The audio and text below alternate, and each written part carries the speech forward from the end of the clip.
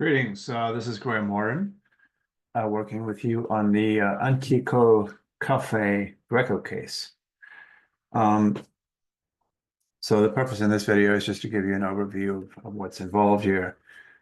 ACG, Antico Cafe Greco, is one of the oldest cafes in the world, located in Rome. You can see it on Google Maps here. For reference, you've got the Vatican here. You've got the Colosseum down here, and the Spanish Steps are somewhere around here. So close to the Spanish Steps, it's let's see exactly what it is. I think it's the third oldest in the world, and the oldest coffee house in continuous operation in Italy. And it's had some illustrious patrons. So the current operation is ACG is staffed by 7 baristas who place their orders inside the cafe or at an order window on the street. And below there, you look at the cafe is real. You can visit it. The case is partly fictionalized. So folks scan a QR code to place the order, and we're only going to focus on espresso-based beverages here. And overall, across the order window, as well as inside the cafe, these baristas are servicing orders for about 157 espresso-based beverages per hour. They're currently split up in a sort of a fixed basis through dedicated areas of the restaurant, dedicated areas of the cafe. So each barista sees approximately the same arrival stream of about 22.43. That's just 157 divided by 7, given that there's 7 baristas. They're currently using automatic coffee machines called Juras, and they're able to complete these orders in a mean of 150 seconds with about 5 seconds standard deviation. The lowest standard deviation is due to the fact that there's a little bit of variation around pressing the buttons, but they are automatic machines. And these baristas have received identical basic training, and for all intents and purposes, you can think about these folks as providing statistically indistinguishable service. They're about all the same. This cafe is tight and crowded, and you can Google the location. You can do this yourself. Google it, and there's a little graph that shows peak times by day, and you can do a little research on this. The demographics, primarily sightseeing tourists, but there is a smaller group of shoppers who come in for luxury retail therapy. And they don't have too much in the way of statistics on distinguishing these two demographics. So the waiting time expectations probably differ, but I don't really understand how that looks.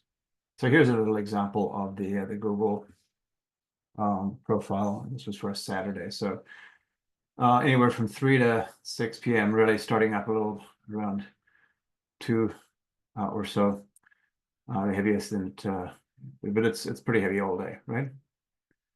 And some of the luxury retail shopping around this location is shown here. So here is the restaurant, and you've got Jimmy Choo here, Hermès, Max Mara, Louis Vuitton, and so on.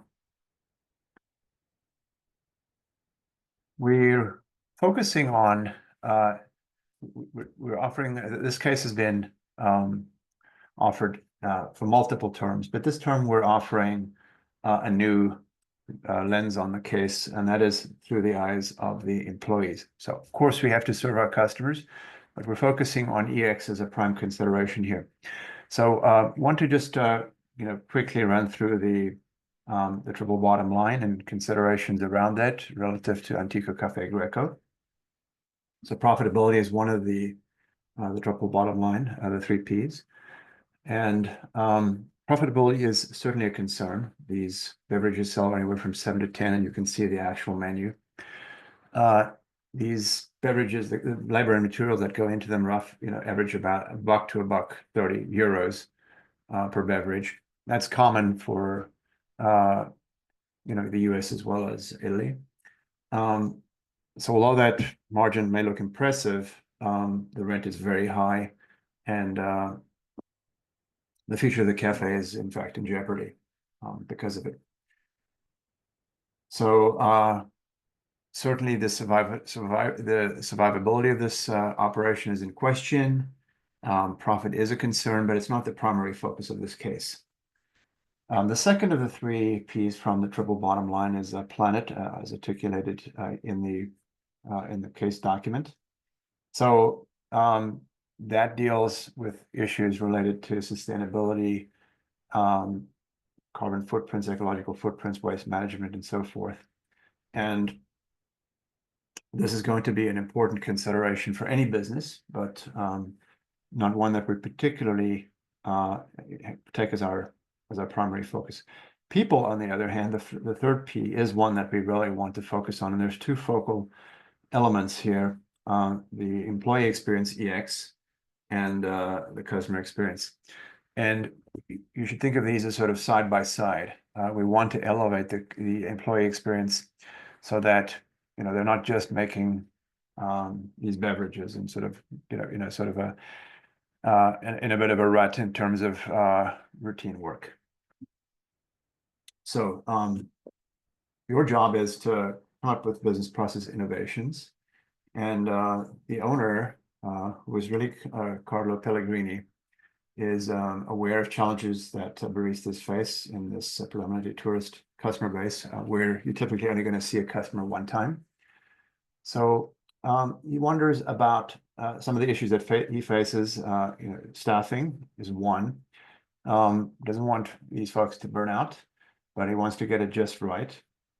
So the level of staffing is key, and then also, how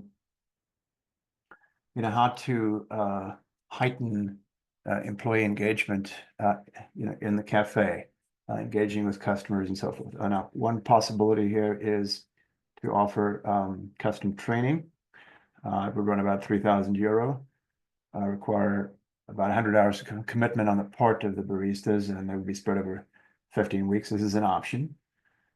And it will massively increase the sort of artistic skills, the leadership skills, and so forth, many of the soft skills. It will also have some effect on ability to make, do latte art and make better beverages more consistently. We'll get into that in just a second. And then Carlo also wonders about pooling orders. So currently, in the current operation, the base case, you've got these baristas each serving a section of the cafe, so specified number of tables. And so he wonders about the wisdom of pooling orders and having all of the baristas sort of collaborate in serving that pool of customers, where sort of as a barista becomes available, they would serve the head of line customer, and wonders how that would shape the X. So just one thought there is, you're moving from sort of an individualistic approach with the current operation to a team-based approach with, all that that brings. So something to think about. All right, now with regard to the CX, reviews on Google and TripAdvisor are a mixed bag, and you can look those up. It's likely that ACG may not have much room to navigate on price. But Carlo nevertheless wants to follow up a couple of ideas.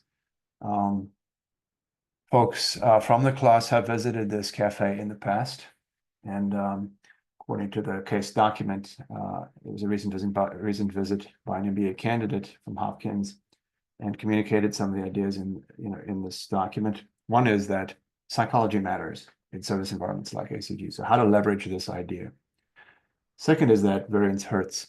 So running with that thought, Carlo wonders about moving away from the jurors, which are automatic, so it's a very historical environment, and acquiring some relatively expensive Victoria Arduino Venus bars. We'll we're going to call valves, around 5x the cost. That would introduce variability because they're semi-automatic as opposed to automatic.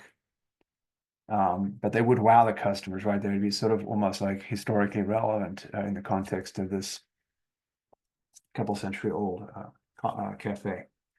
All right, so if Carlo were to pivot from the jurors to the valves, the standard deviation of the time required to complete an order would bounce up from 5 to 30 seconds with current training, the basic training. And so, you know, that may have impacts on service times and so forth. Now, if that's with basic training, if in addition, so buying the valves and doing this advanced training, the training that we mentioned previously up here, one that costs around €3,000, if in addition they did that, the service times would drop to 11 seconds. Okay. So this piece here is a replication of some of this content up here. Okay. So what's your task? I think you're addressing process innovation, business process innovation in a cafe, and all ideas, you know, need to be entertained, and so keep this thing sort of in the you know, close to recommendations for this business fundamentally with regard to from the lens of people, right? The CX and the EX. Now, you will also note that this case is heavily attached to the queuing chapter. So we are expecting to see queuing analysis, but don't get lost in the math. There could be softer elements where math is not relevant. You will still need to do some kind of mathematical analysis with the different options that arise from, for example, you know, is pooling relevant? What happens if we put the valves in? What happens if we put the valves and the training in? So those kinds of questions. Also, you know, what happens if we change the number of baristas from 7 to 8 or 9 or down to 6 or 5? How will that play out in terms of KPIs? All right, so you've got some materials here. You've got some queuing calculators. You've also got a discrete event simulation model. It's our first one from AnyLogic, and I'll detail this. You are expected to do some kind of queuing calculation, and you follow the case owner on that. But this is available to you, one as an introduction, and two as a way of validating results that you may get out of the queuing calculator. So here is a screenshot of the simulation model. One thing that you're not getting out of the queuing analysis is the distribution. You'll get a mean waiting time out of the queuing analysis. Here, you're getting a sort of a shot, you know, view of what the distribution is. You can see this is pretty right skewed, right? This is the waiting time distribution. You can also see in this particular setup, we have, I think this is the base case, if I'm not mistaken now. You can see this is the distribution of the utilization. So the average is 93% here. And of course, very high. But you can see that the distribution around that 93 is very tight. So essentially, all you really need to know there is that the mean is 93%. Okay, so you've got some deliverables that the case owner will you know, run by you, as well as formatting specs on that. And then you've got some references that you can pick through. There's one here about Antico Cafe Greco. And then there's also a piece here about determinants of mental health. Remember, one of our focuses is focal points is the EX. So here is a piece about mental health in food and bar workers in Western high-income countries. So a systematic literature review. And then here's an interesting piece about restaurants as facilitators of transformations to sustainability, and so forth. Okay, and you can check out more details on ACG down here. This one here is piece on customer education. Okay, so this is the case. In the next clip, we're going to look at queuing modeling related to these options that you have available for business process engineering. Then I'll, in the following clip, introduce the AnyLogic model. And in the final clip, I will validate some of the queuing analysis for you. Not going to look at all scenarios, but at least get you a great start.